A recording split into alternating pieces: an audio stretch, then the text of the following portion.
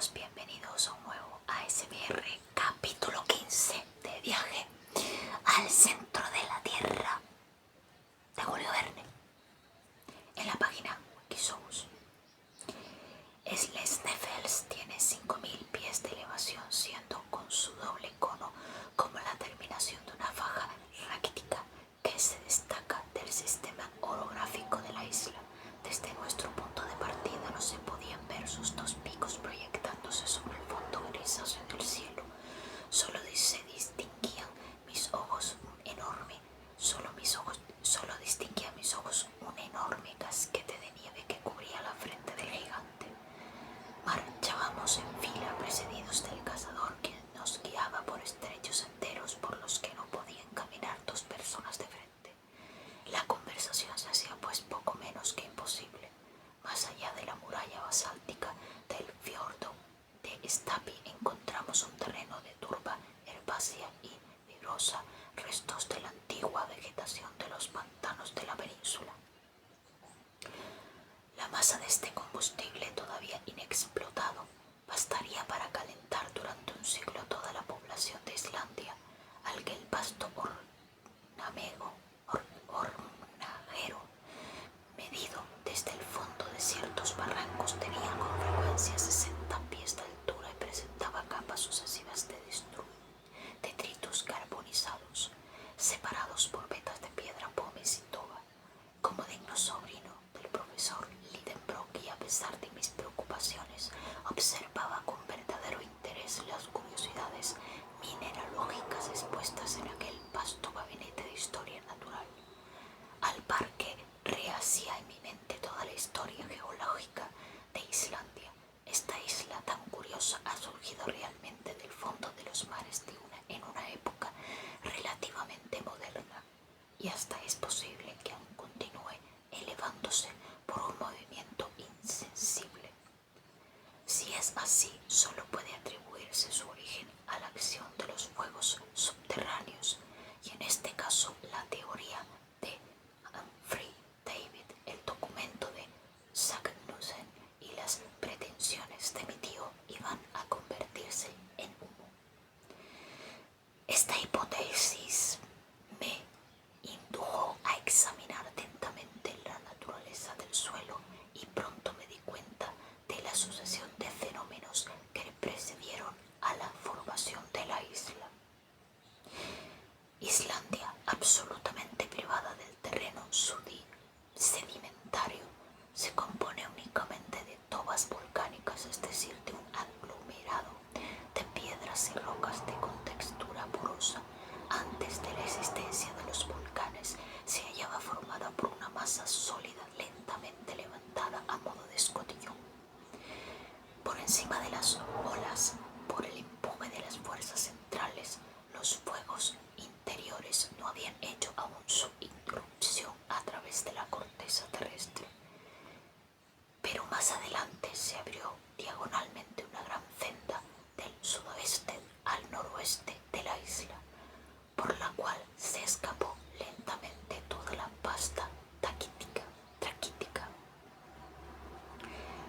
El fenómeno se verificó entonces sin violencia. La salida fue enorme y las materias mutadas arrogadas de las extrañas entrañas del globo se extendieron tranquilamente formando vastas sábanas o masas apezonadas.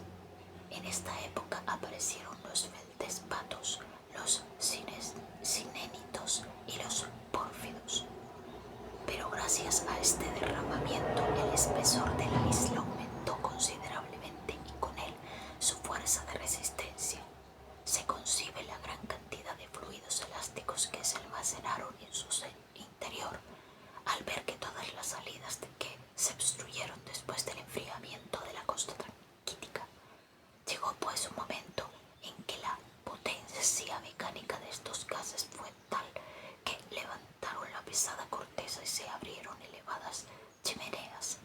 De este modo quedó el volcán formado gracias al levantamiento de la corteza y después se abrió el cráter en la cima de aquel de un modo repentino.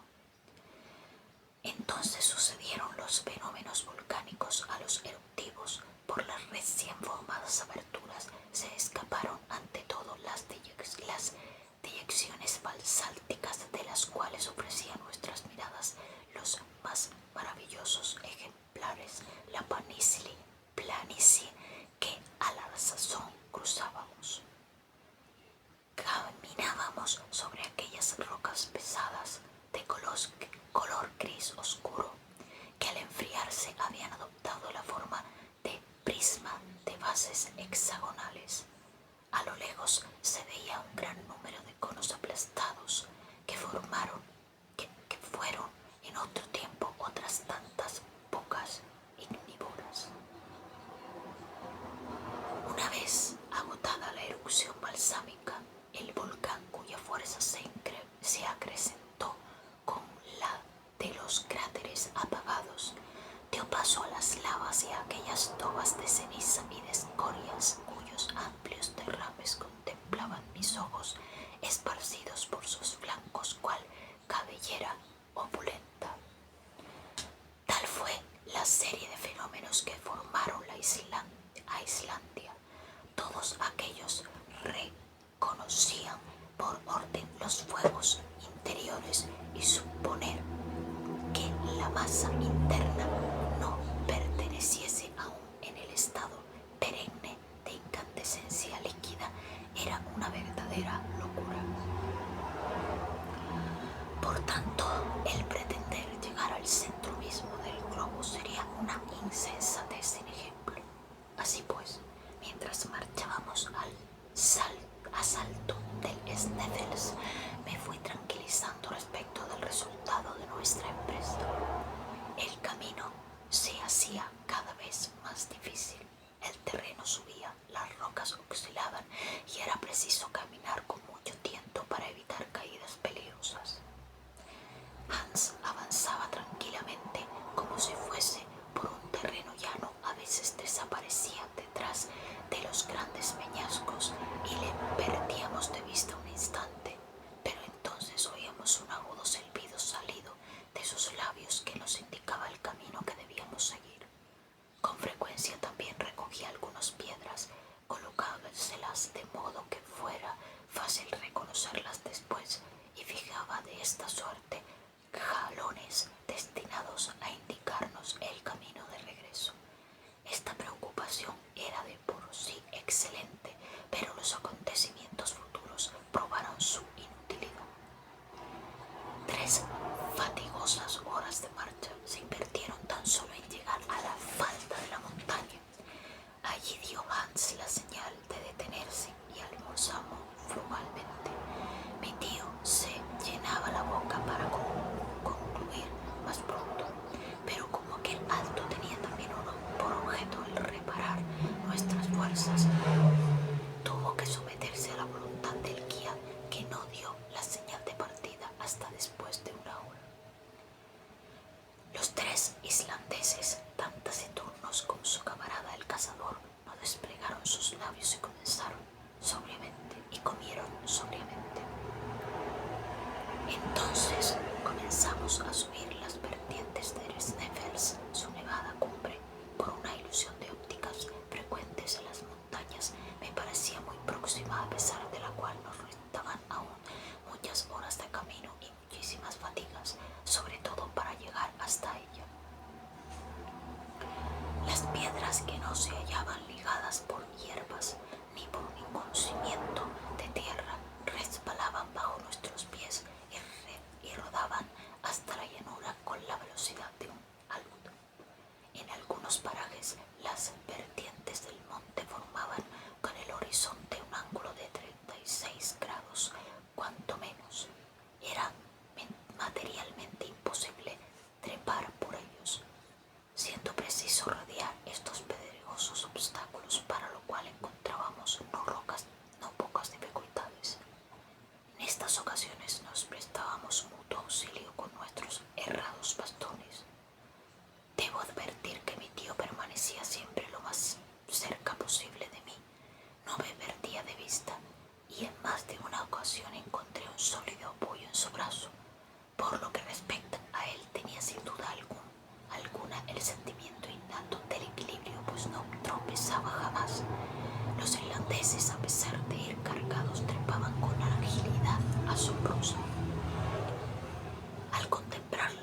altura de la cumbre del Sneffels creí imposible poder llegar por aquel lado hasta ella, si el ángulo de inclinación de las pendientes no se cerraba algo.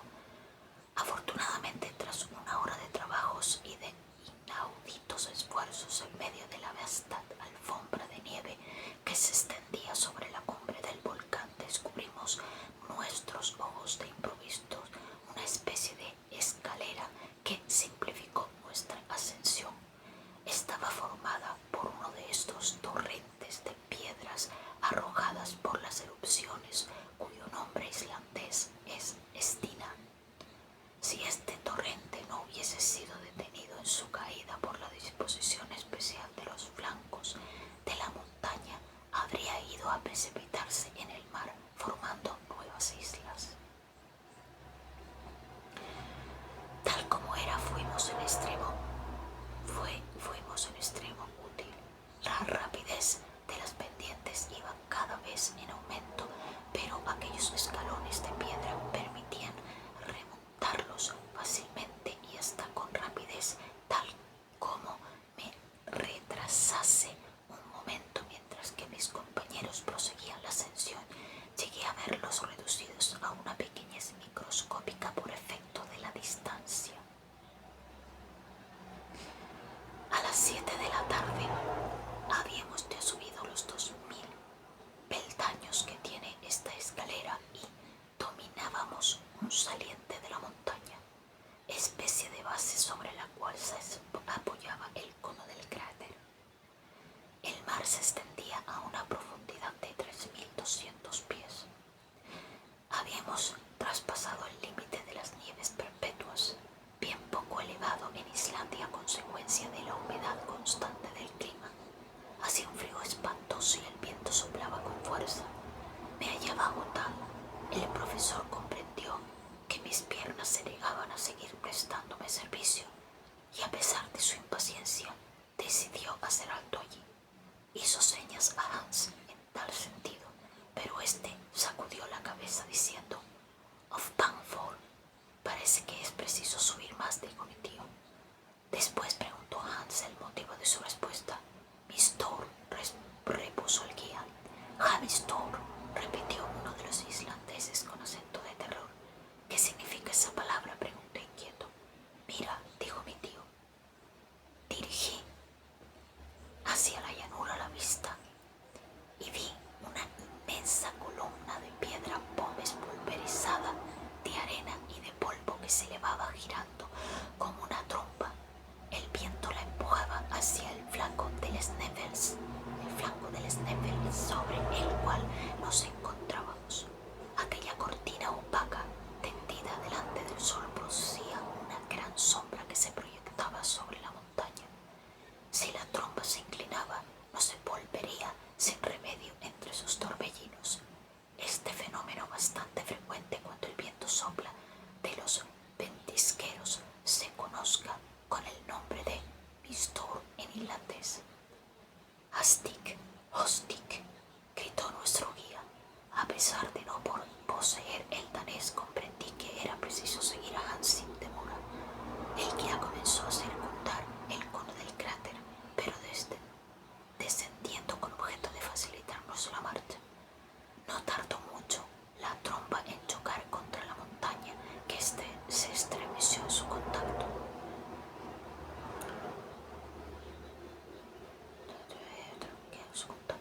Las piedras, suspendidas por los remolinos del viento, volaron en forma de lluvia, como en las erupciones.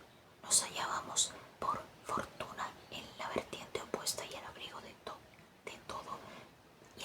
todo peligro, pero a no ser por la precaución del guía, nuestros cuerpos desmenuzados, convertidos en polvo implacable, hubieran ido a caer lejos como el producto de algún desconocido meteoro. Esto, no obstante, no consideró Hans prudente que pasáramos la noche en la vertiente del cono. Proseguimos nuestra ascensión en zigzag. Empezamos aún cerca de 5 horas en recorrer los 1500 pies